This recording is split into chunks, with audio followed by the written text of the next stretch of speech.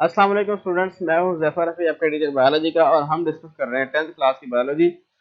Sir नहीं आ रहे, sir आ गए हैं भाई। देखें जरा गौर से। कैसा वैसे आपने उधर से कहा, इधर से हम हाजिर। कमाल की बात है ये। वालेकुम अस्सलाम। मैं आपकी चैट देख रहा था सब बच्चों की। कशफ, अब्दुल्ला, बासित, वालेकुम अस्सलाम। तमाम बच्चों को welcome to campus dot P K. और सर इतना लंबा था करके जैनब ने। वालेकुम अस्सलाम अब्दुल्ला, राबिया, उस्मान, वालेकुम अस्सलाम। और वजीहा, ये लाइव है? जी जी, ये लाइव है। और वालेकुम सलाम कशफ और तमाम बाकी बच्चों को। थोड़ा सा कभी कभार इशू हो जाता है। सर अब आए हैं, अच्छा अब आए हैं, शुक्र है। तो चलें बेटा जी, आज हम अपने डिस्कशन, क्योंकि मेरे आने से पहले स्टूडेंट से 10th कंप्लीट हो गई है। ये तो मैं आके बुला बुला के बोल रहा हूँ, आ जाओ इधर से, आ जाओ इधर से, आ जाओ इधर से, पर फिर बच्चे आते हैं। This is not recorded. बिल्कुल बेटा, ये लाइव है। हुजैफा है? ये कौन है? ये तो मैं हूँ। Who is this? कौन हो भाई? अच्छा बुधिया सर, मैं बता रही हूँ। कमाल की बात है, वैसे किसी को पता ही नहीं था, आपने बताया है। पिछले लेक्चर रिकॉर्डेड थे तो स्टूडेंट अब डाउट में। अच्छा सर इंग्लिश। और भाई बस करो, कुछ तो खुदा का खौफ करो। अब आप ऐसे बड़े तेज हो गए हैं, कैंपस पे रह रह के ना फौरन से फाइंड कर लेते हैं ये रिकॉर्ड, लेकिन आज पता नहीं चला ये लाइव है भाई। फातिमा बाजी, जाएं और देख ले पोस्ट फॉर। अच्छा पता नहीं अपनी क्या पोस्ट ये वो करते रहते हैं। अच्छा जी बेटा जी, आज का हमारा जो डिस्कशन का टॉपिक है रेस्पिरेटरी डिसऑर्डर में नेक्स्ट है जी एम्फिसीमा।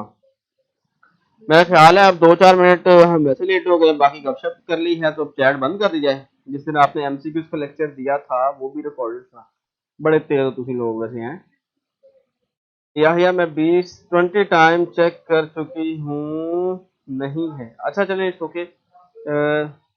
सर वो यार तेज, बड़े तेज हो तुम। सर पढ़ा दे। नहीं बेटा पढ़ाने के लिए आया हूँ, और मैं इधर क्या कहूँ आप लोगों को है। बस ये होता है कि जो बच्चे नींद में बैठे हुए हैं ना, थोड़े से तो साथ वाला बैठा हंसे ना, तो कहीं वो की हो या तो वो थोड़े से होश में आ जाए, ताकि होश में आके तो फिर वो पढ़ना शुरू कर दे।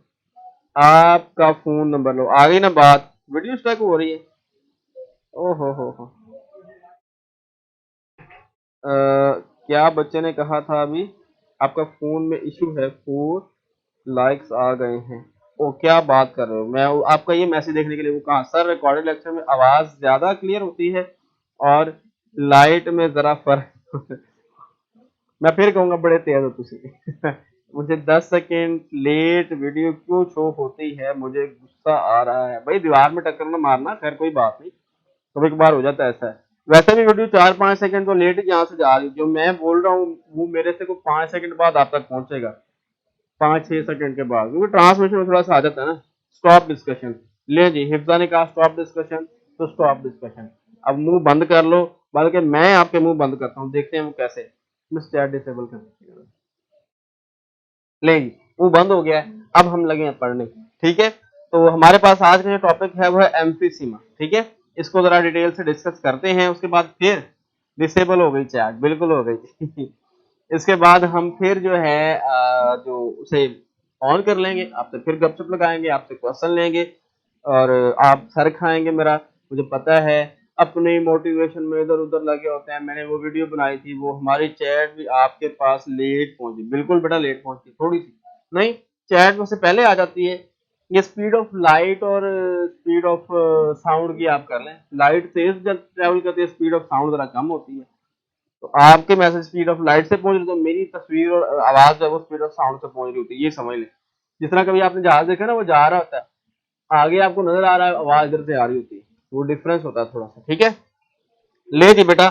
अब हम बात करते हैं एम्फीसीमा की। आज का जो हमारा टॉपिक है वो रेस्पिरेटरी डिसऑर्डर। हम बात करते हैं यहाँ पे रेस्पिरेटरी डिसऑर्डर। इसमें हमारे पास आज का जो टॉपिक है वो है पेज नंबर किस पे जी? पेज नंबर 12 पे। Page number 12। हमारे पास टॉपिक का नेम है जी एम्फीसीमा। ये रेस्पिरेटरी डिसऑर्डर की दूसरी डिजीज है, इसे हम आज एक्सप्लेन करेंगे। एम्फीसीमा सिंपली अगर आप कहें इसे, this is a break down of wall of alveoli, ठीक है। डिस्ट्रक्शन, यहाँ पे मेंशन कर रहा हूं, destruction of wall of alveoli, destruction of wall of alveoli, ठीक है। ये है जी इसकी बेसिक डेफिनेशन। तो अब हम इसे थोड़ा सा एक्सप्लेन करते हैं। चैट डिसेबल के बाद भी हम चैट, प्लीज बच्चे तो चैट कर रहे हैं, आप देखें जरा। अच्छा मैं आपका मुंह बंद करवाता हूँ जरा, बेटा मकसद तो वही होता है ना कि आप लोग अच्छे से पढ़ लें। अब्दुल्ला कह रहा है सर जी चैट डिसेबल के बाद भी हम चैट कर रहे हैं। नहीं वो तो ब्लैक तो हुई है, देखें जरा इसको। मुझे कोई शौक नहीं है आपकी चैट बंद करने का या कोई वो चीज नहीं है। असल मकसद ये है कि आप लोगों को भी पता है क्वालिटी ऑफ लेक्चर तब भी आपका अच्छा होता है जब चैट बंद होती है, ठीक है। खुद ही अच्छे बन जाओ, सारा ने बहुत अच्छी बात की है, किसी और को कहना ही ना पड़े, बड़ी अच्छी बात है। मैं आपको अप्रिशिएट करता हूँ इतनी अच्छी बात है, ठीक है। तो चलें बस अब यही बात आपस में आप लोग कर रहे हैं। खैर अच्छा जी बेटा, destruction of wall of alveoli. अब हमारे पास एल्वियोलाई क्या आता है, मैं लेक्चर स्टार्ट कर रहा हूँ, आपकी चैट नहीं देखूंगा, चाहे डिसेबल है एनेबल है जो भी। अब हमने यहाँ पे एक स्ट्रक्चर बनाया, this is the structure of alveoli, ये एल्वियोलरी डक्ट है इसे हम कहेंगे। और इसके बाद आपने इस तरह से इसकी डायग्राम भी बनानी है, याद रखिएगा। ये आपके पास क्या बन गया जी, एक एल्वियोलाई का स्ट्रक्चर, ठीक है। यहाँ पे मेंशन कर लेता हूँ स्ट्रक्चर ऑफ एल्वियोलाई, ये स्ट्रक्चर ऑफ एल्वियोलाई आपके पास, ठीक है। अब ये है नॉर्मल, इसके आगे मैं मेंशन करता हूँ नॉर्मल, ठीक है। नॉर्मल या हेल्दी आप कह लें एक ही बात है, ठीक है, नॉर्मल हेल्दी। अब हमारे पास एक है एम्फीसीमा वाला, जिसमें एम्फीसीमा हुआ है, और उसका स्ट्रक्चर क्या होगा वो हम देखते हैं। यहाँ पे इसी तरह होगा और ये डक्ट भी इसी तरह होगी, लेकिन यहाँ से ना जो है वो इस तरह से करके ये काम होगा। अब इससे क्या हुआ, अब मैं आपको एक एक्सपेरिमेंटली बताता हूँ कि क्या फर्क पड़ेगा या किस तरह होगा। आपके पास एक थ्रेड है, एक धागा है, धागे से आपने किस तरह का स्ट्रक्चर बनाना है, उसको धागे को रख के ना किसी जगह पे ऐसे ऐसे ऐसे ऐसे ऐसे ये आप बनाएंगे इस तरह। इसके बाद जब आप उस धागे को खोलेंगे ना पूरा, तो आपने उस धागे को खोला, वो ऐसे ऐसे ऐसे ऐसे ये वाला स्ट्रक्चर था उसका। जब आपने उसको ओपन किया तो वो इतना लंबा थ्रेड बन गया, इतना लंबा धागा बन गया।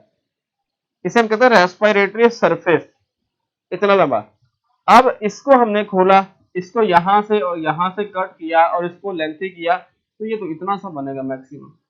मतलब आप कह सकते हैं कि जो डिजीज्ड एल्वियोलाई है वो तो इतना सा बनेगा, क्योंकि उसकी इनफोल्डिंग खत्म हो गई, दरमियान में थी इस तरह का जो पाउचेस बने थे वो खत्म हो गए, ठीक है।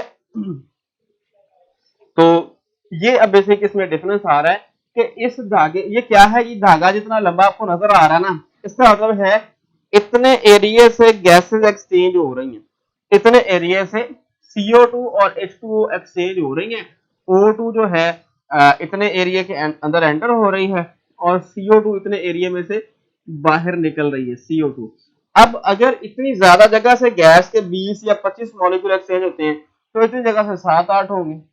यहां से भी गैसेस एक्सचेंज होंगी, लेकिन rate of exchange of gas वो कम हो जाएगा with respect to normal alveoli. जो नॉर्मल पाउच बना हुआ है ना, बिल्कुल हेल्दी है, उसमें रेस्पिरेटरी सरफेस ज्यादा है। और जो इन्फेक्टेड है, जिसमें मसला है, डिजीज है, उसके अंदर क्या है जी, रेस्पिरेटरी सरफेस कम हो गई, वो एरिया कम हो गया जहां से गैसेस एक्सचेंज, यहां से हो रही है ना गैसेस एक्सचेंज, तो वो एरिया जो है बिल्कुल कम हो गया है। तो इस तरह क्या होगा, यहाँ पे O2 जाएगी और यहाँ पे CO2 बाहर आएगी और वो इस तरफ को गैसेस जो है वो मूव करेंगे, ठीक है। सेम प्रोसीजर इसके अंदर होगा। अब असल बात ये देख सकी, ये तो आपको पता चलेगा डिजीज है क्या, समझ आ गया आपको। एम्फीसीमा क्या, destruction of wall of alveoli, कि एल्वियोलाई जो है उसके दरमियान की जो सेप्टम होते हैं, सेप्टम कहते हैं झिल्ली को या मेम्ब्रेन को, वो आहिस्ता आहिस्ता मेल्ट होके या डीजनरेट होके आपस में एक ही वो पाउच सा बन जाता है गुब्बारा से, ठीक है। तो इस तरह फिर गैसेस, रेस्पिरेटरी एरिया कम हो जाता है, गैसेस एक्सचेंज होना जो है उसका कम, जितनी ऑक्सीजन आपको चाहिए उतने ही एल्वियोलाई बने हुए हैं ना। अब उनकी सरफेस एरिया अंदर से अगर कम हो गया जितनी गैस आपको रिक्वायर है, इतनी रिक्वायर है, इतने एरिया से आप एक्सचेंज करते रहेंगे तो तब आप नॉर्मल सांस ले सकते हैं। ये कम हो गया तो आपकी गैस कम हो गई, जिससे आपने रेस्पिरेट करना है सांस।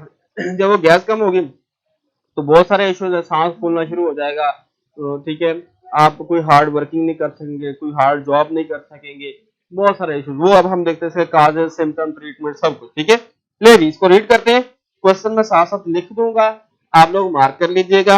Emphysema is the destruction of the wall of alveoli, it result in large sac but with less surface area for gases exchange. ठीक है, as lungs tissue break down, the lungs do not come back to their original shape after exhalation, so air control cannot be pushed out and is trapped in the lungs। हाँ जी, as the lungs से आप लिखें, जो as the lungs लिखा है ना, सबसे पहले define आप लिखेंगे, define emphysema,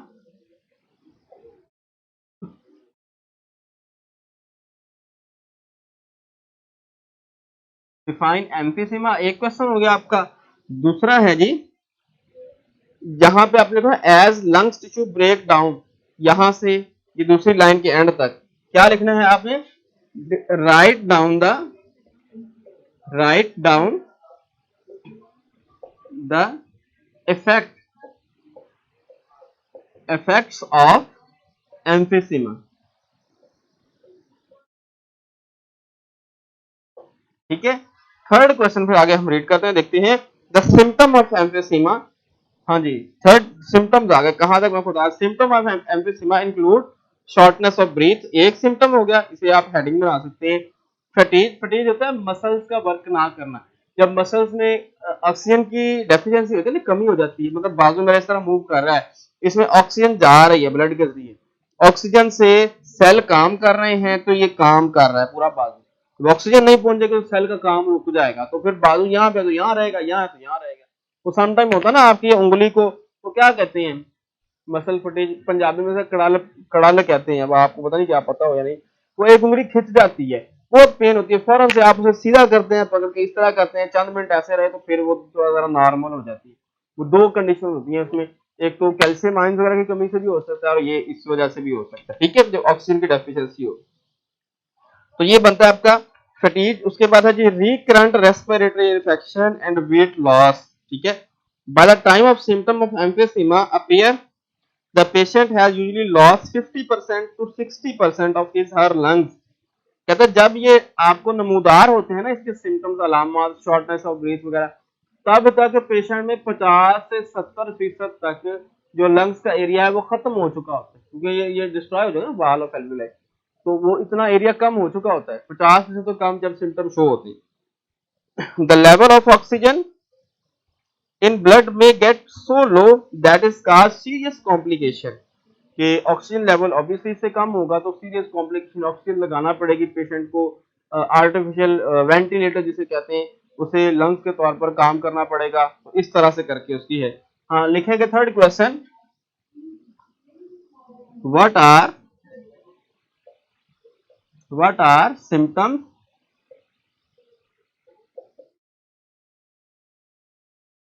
symptoms of emphysema.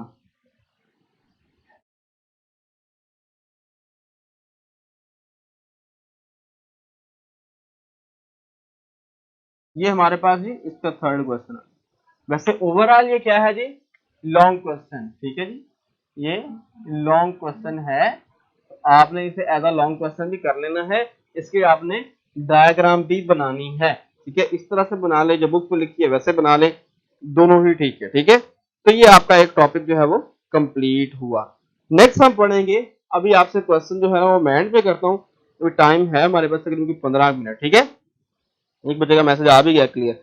चले जी, अच्छी बात है, आप लोग स्टॉप हैं, थोड़ी देर और वेट करें, 5-7 मिनट की और बात है, हम नमूनिया पढ़ लेते हैं इतनी देर। ठीक है, इसे पी साइलेंट है तो बच्चे इसमें पी भी इंक्लूड कर देते होते हैं, पी इसमें साइलेंट है बेटा, वो क्वेश्चन में रेज नहीं कर रहा, वो आप लिख लीजिएगा, मैंने आपको मार्क करवा दिए हैं, होपफुली आपने मार्क कर लिए होंगे साथ साथ, अगर नहीं किए तो इसे रिपीट करके देख लेना, तब भी मार्क हो जाएंगे, आप देख लेंगे। ठीक है, ये क्वेश्चन में रेज नहीं कर रहा, ये आप लोग दोबारा से देख लीजिएगा। रेस्पिरेटरी डिसऑर्डर हमारा टॉपिक रहेगा, कल भी होपफुली हम इसे ही कंटिन्यू करेंगे। सर ये 3 टॉपिक्स अलग अलग, बेटा ये शॉर्ट क्वेश्चन है। लॉन्ग क्वेश्चन में डिस्क्राइब रेस्पिरेटरी डिसऑर्डर एम्फीसीमा या डिस्क्राइब एम्फीसीमा, तो आपको पूरा करना पड़ेगा, ठीक है। ले जी, उसके बाद हमारे पास है जी नमूनिया, ठीक है। ये पी से शुरू होता है, लेकिन बच्चे बच्चे इसे पी से बोलते हैं, पी से नहीं बोलना आपने, पी साइलेंट है, ठीक है। हमारे पास जो है ये हमारे पास नमूनिया, ठीक है। This is the infection of lungs, one और बोथ, ठीक है। सिंपल इसकी जो डेफिनेशन आप कह सके ना, ठीक है, ये मैं लिख देता हूं। This is an infection of lungs. आगे आप लिख लें सिंगल और बोथ, एक में भी हो सकती है, दोनों में भी हो सकती है। अगर एक में हो तो सिंपल हम उसे नमूनिया कहते हैं, दोनों में हो तो हम उसे कहते हैं डबल नमूनिया। और ये इन्फेक्शन है लंग्स का। अब जो कोरोना वायरस के केसेस में होता है वो भी नमूनिया ही होता है, लंग्स में इन्फेक्शन। तो कोरोना वायरस आपके इम्यून सिस्टम को वीक कर देता है। तो आपको पता है कि हर सांस के साथ हम with the help of every breath to inhale 200 microbes inside our lungs, there may be chances of infection inside the lungs, but in case of COVID-19 our immune system is much weaker as compared to healthy person, so in this case the chances of infection is much rises with respect to normal person. अगर normal person की हम बात करें उसके निस्बत हमारा इस तरह का पर्सन जिसका इम्यून सिस्टम वीक है उसमें चांसेस ज्यादा हैं इस तरह की डिजीज होने के, ठीक है। ये 4 मार्क्स का लॉन्ग जी बेटा बिल्कुल 4 नंबर का आएगा आपको, ठीक है। ये जी हमारे पास नमूनिया, नमूनिया ऐसे ये अब आपको पता चल गया नमूनिया क्या है, इन्फेक्शन है, किस वजह से होता है मैं आपको बता देता हूँ। इन्फेक्शन का मतलब क्या होता है, सबसे पहले आप देखिए। इन्फेक्शन होता है जहां कहीं पर जंग हो रही है ना बॉडी के अंदर, वो इन्फेक्शन है। अब जंग किसकी होती है, कोई भी इन्वेडिंग पार्ट, मतलब हमने सांस लिया ना, बैक्टीरिया अंदर चले, अब हमें नजर तो नहीं आ रहा यहाँ बैक्टीरिया है, सांस लेना यहाँ बैक्टीरिया है, वायरस है, नहीं नजर है। जब वो अंदर चले गए ना तो उन्होंने अपना काम करना शुरू कर दिया, इन्फेक्शन पैदा, मतलब कोई लंग्स के टिश्यू को खा, तो हमारा इम्यून सिस्टम जो हमारी बॉडी की आ रही है वो जाग उठी, वो किधर है, कौन है, फाड़ लो फाड़ लो, तो वहां पे पहुंच गई लंग्स के अंदर जहां पे वो इन्फेक्शन कर रहे थे, लाई शुरू हो गई। तो वो भी वो बैक्टीरिया इन सेल्स को मार रहे हैं जो हमारे ब्लड सेल हैं, जो डिफेंस में आए हैं, जो तोपे लेके बंदूकें पे आए हैं सारे, और हमारे सेल जो है वो उनको मार रहे हैं। तो इस दोनों चक्कर के अंदर ना पस प्रोड्यूस होती है, वेस्ट मटेरियल, डेड बॉडीज, लाशें, उनकी भी और इनके भी, तो वो लाशें जो है वो पस कहलाती है, ठीक है। तो वो जो है इसलिए कहते हैं ना आपके स्किन पे कोई पिंपल्स है या कोई इस तरह का दाना बन गया जिसमें पस है तो उसको छेड़े ना, उसे इन्फेक्शन स्प्रेड होने का खर्चा है। आप हाथ से छेड़ेंगे कहीं और लगेगा तो वहां भी चांस ऑफ इन्फेक्शन हो जाएगा, बैक्टीरिया वहां सर्वाइव कर गया तो वो कोरोना और नमूनिया में क्या डिफरेंस है सर, वो जी कोरोना वायरस जो है ना ये रेस्पिरेटरी सिंड्रोम है जो इम्यून सिस्टम को नीचे कर देता है। इम्यून सिस्टम पूरा ही, इम्यून सिस्टम आपको पता है जब वीक हो जाए ना, आपके बॉडी में यहाँ पे एक नीडल लग जाए उंगली पे, इससे सारा आपका ब्लड जो बॉडी का निकल सकता है, पॉसिबिलिटी है। इम्यून सिस्टम वीक हो जाए, इम्यून सिस्टम वीक हो जाए, कोई भी डिजीज, आपको सिंपल फ्लू आप उससे डेथ हो सकती है, इम्यून सिस्टम वीक हो जाए, आपको बुखार हो उससे डेथ हो सकती है। हर एक डिजीज का अटैकिंग जो क्राइटेरिया वो ज्यादा हो जाएगा। लेकिन जो नमूनिया जिससे जस्ट इन्फेक्शन ऑफ लंग्स, इसमें और कोई इंक्लूड नहीं होता, सिर्फ इन्फेक्शन ऑफ लंग्स को नमूनिया कहते हैं, चाहे वो कोरोना वायरस की वजह से हो, चाहे बैक्टीरिया की वजह से हो, चाहे किसी और फैक्टर की वजह से हो, ठीक है जी। ले जिसे रीड करते हैं, मार्क करते हैं, देखिएगा। Pneumonia is an infection of lungs. It is an infection affect both lungs. Then it is called double pneumonia. ठीक है। What is double? पहला क्वेश्चन इसका आ गया जी। What is double pneumonia? ठीक है। सबसे पहले तो आपके आएगा डिफाइन pneumonia। वो पहली 2 लाइनें जो आपको बताई हैं, बेसिकली पहली लाइन ही बनती है। डबल pneumonia जो है वो अब नीचे है। What is, आप ऐसे ना नमूनिया के डेफिनेशन के साथ भी डबल नमूनिया लिखेंगे, याद रखिएगा। व्हाट इज डबल, छोटा लिखेंगे, डबल नमूनिया। डबल नमूनिया क्या है, जो डबल ताकत के साथ अटैक करे, भाई वो नहीं जो दोनों लंग्स में हो जाए, वो डबल नमूनिया। ठीक है। The most common causes of pneumonia, causes. Next क्या आ गया जी, व्हाट इज काजेज या व्हाट आर काजेज, मैं सिंपल काजेज लिख रहा हूं, ठीक है, causes of pneumonia. The main cause, most common cause of pneumonia is the bacterium streptococcus pneumoniae. MCQs है, मार्क इसके ऊपर लिखे एमसीक्यूज। जी बेटा वायरस इन्फेक्शन है, वायरस से मोस्ट कॉमन जो ज्यादातर होता है वो इस बैक्टीरिया की वजह से, स्ट्रेप्टोकोकस निमोनिया। सो सम वायरल इन्फ्लुएंजा वायरस जो फ्लू होता है जिसे कहते हैं, एंड फंगल इन्फेक्शन में आल्सो लीड टू निमोनिया। ये क्या है जी, काजेज हैं इसके।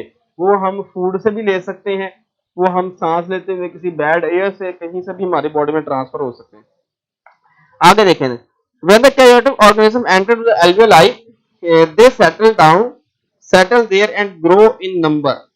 They break the lungs tissue and the area become filled with a fluid like fluid and pus, और वो पस से फिल्ड करते हैं। इसकी डायग्राम में जरा शो कर रहा हूँ आपको, ये बेटा मैं रेज कर रहा हूँ अब, ठीक है, लास्ट वाला पोर्शन था।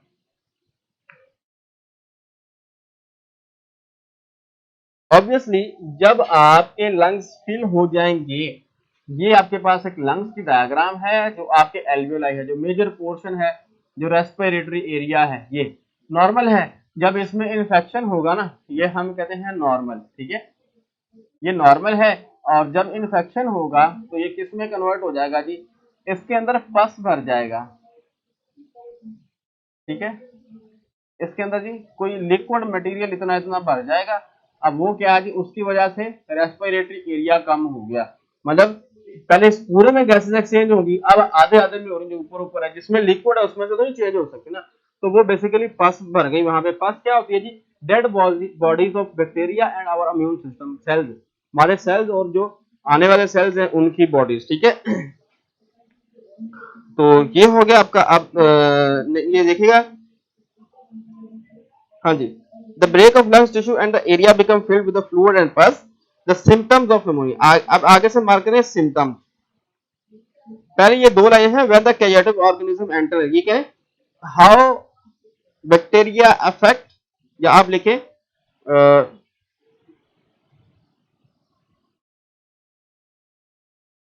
चलो इसका मैं बाद में लिखवाता हूँ, भी जेहन में नहीं आ रहा।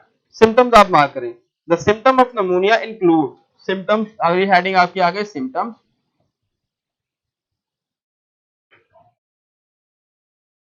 ये व्हाट आर सिम्टम या what is symptoms of pneumonia वो आपने बताने हैं।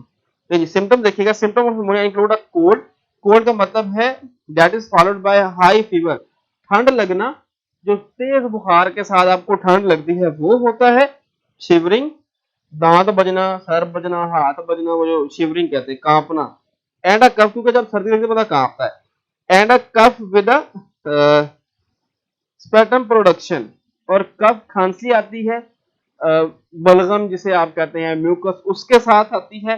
पेशेंट में बिकम शॉर्ट ऑफ ब्रीथ, ये कॉमन है काफी पाकिस्तान के अंदर, पेशेंट को सांस लेने में दुश्वारी होती है, क्योंकि वो जो वेस्ट मटेरियल कफ जो आती है ना, जो उसके अंदर वो म्यूकस होता है, वो आपके सारे बच्चों को तो खास तौर पर थोड़ी सी ठंड लग जाना तो ये हो जाता है, ठंड लगने से नहीं हो जाता है।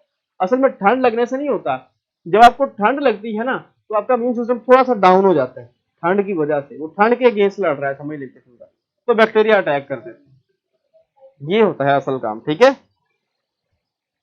तो नेक्स्ट देखिएगा, पेशेंट में become short of breath, the patient skin colour में चेंज एंड बिकम डस्की और पर्पलिश। पेशेंट की स्किन का कलर चेंज क्यों जी, सबसे पहले यहाँ से नाखूनों के नीचे से और लिप से, ये होती है सॉफ्ट स्किन, यहाँ से ब्लूइश या पर्पल कलर का होना शुरू हो जाता है कि ब्लड में ऑक्सीजन की कमी हो गई, वो पास से फिल हो गए है ना, ये सीवियर केस में होता है, आमतौर पे इतना नहीं होता, ठीक है। तो it is due to poor oxidation of blood, ये हवा ब्लड में ऑक्सीजन की कमी की वजह, ये सारे सिम्टम्स हो गए। वैक्सीन, आगे क्या है ट्रीटमेंट, ट्रीटमेंट या what are the treatment of pneumonia, तो आपने उसमें लिखना है vaccine are available to prevent pneumonia, prevent कहता है हिफाजत करना, बचाव करना, prevent pneumonia cause by S pneumonia, S pneumonia से स्ट्रेप्टोकोकस निमोनियम, वो जो हमने पीछे पढ़ा बैक्टीरिया के नाम।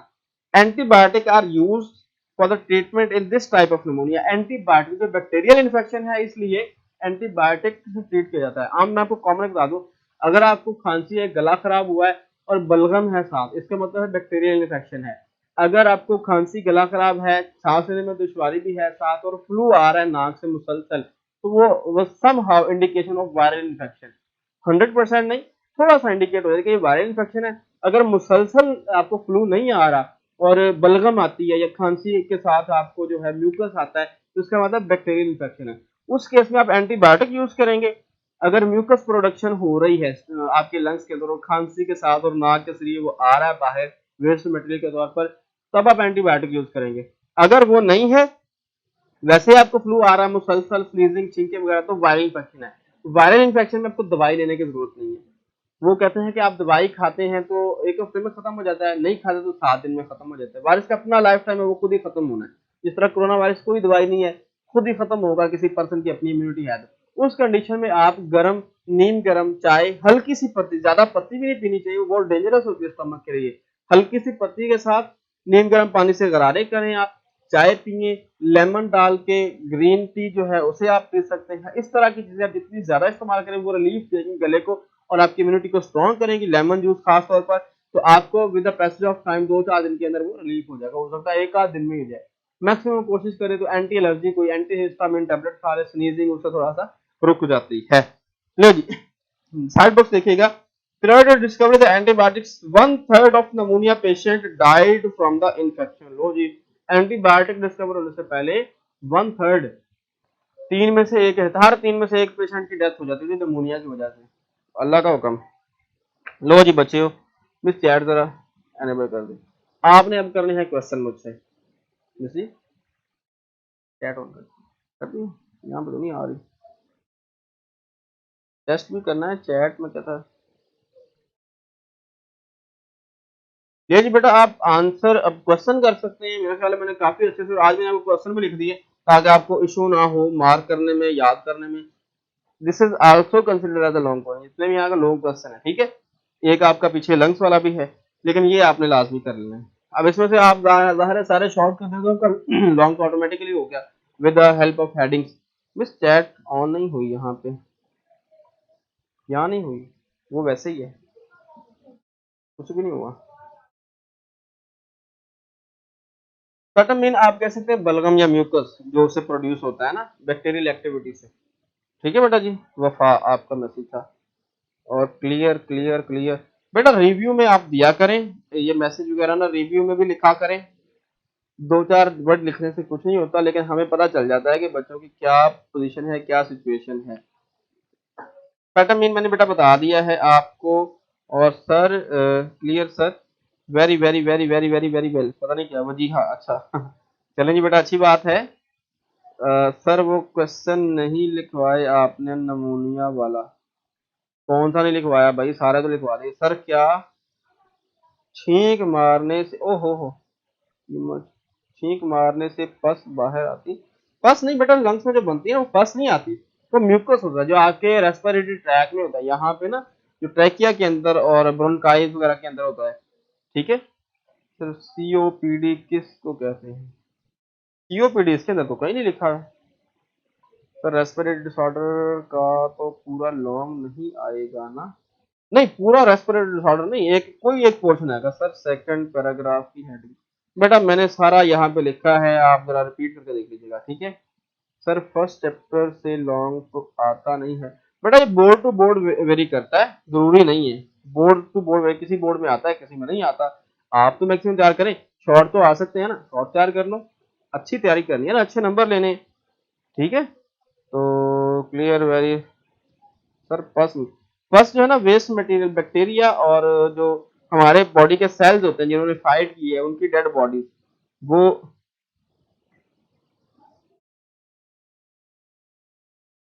सर जल्दी से टेस्ट टेस्ट में स्टार्ट करें। First in white yellow yellow और येलो ब्राउन फॉर्म एट। अच्छा, उसने अब्दुल्ला ने सारी डेफिनेशन वहां से लेके लिखी। देखिए मेरा टेस्ट आपका आ गया है। Amount of oxygen in expired air कितनी होती है जी एक्सपायर्ड एयर में, आपने एक को टिक करना है। नेक्स्ट मूव करेंगे। Amount of carbon dioxide in inspired air कितनी है जी कार्बन डाइऑक्साइड की इंस्पायर एयर में, जो आपने इनहेल करनी है वो आपने मार्क करना है। थर्ड क्वेश्चन है जी आपके पास, amount of nitrogen in expired air, तो वो आपने बताना है और नेक्स्ट मूव करेंगे तो आपका चैप्टर ये टेस्ट कंप्लीट हो जाएगा।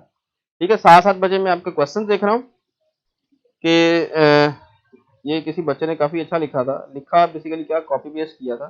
अच्छा, निमोनिया का सेकंड पैराग्राफ बेटा बता दिया आपको, सिम्टम्स के ऊपर वाला आपने ओ मिस की, ये चलता ही नहीं है यार। ओके,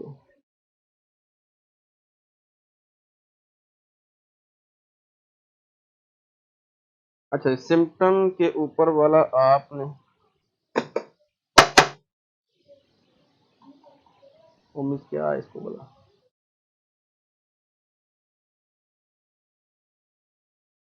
वो फर्स्ट मीन सलाइवा, सलाइवा नहीं बेसिकली वो होता है जो बलगम जिसे आप कहते हैं कॉमन येलोइश, वो बेसिकली लिखा हुआ है yellowish material which is release from the outside, वो ट्रैकिया में जो हमारे ब्रोंकाई होते हैं उनके अंदर मौजूद होता है। ठीक है, वो वेस्ट मटेरियल बन गया होता है क्योंकि उसमें बैक्टीरिया और काफी सारी वो इन्फेक्शन होता है तो वो बॉडी अपने से बाहर एक्सपेल कर देती है, ये बेसिक रीजन। लेंज बेटा आई थिंक टेस्ट का जो है वो रिजल्ट भी आने वाला है विद इन द सेकेंड 17 17 11 10 और 10 सेकंड के बाद तकरीबन आपका काउंटडाउन शुरू हो गया जी। 5 4 3 2 1, लो जी, तीन तीन तीन तीन नंबरों की लाइनें लगे, एक नंबर वाले जीरो वाले शहजादे माशाल्लाह माशाल्लाह, इनकी तरह मैं क्लास ले लूं, बाकियों की तो खैर है। जीरो है जी उस्मान का, कॉन्ग्रेचुलेशन मिस्टर उस्मान, बहुत अच्छा पढ़ा आपने, आपने फीस भी पे की और ये आपका जो है वो है। जैनब का 1 नंबर है, आपको भी कॉन्ग्रेचुलेशन करते हैं।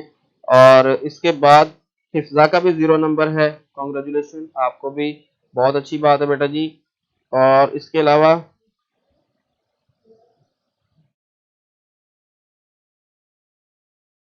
अलावा और कौन है बच्चे, जैनब का हो गया,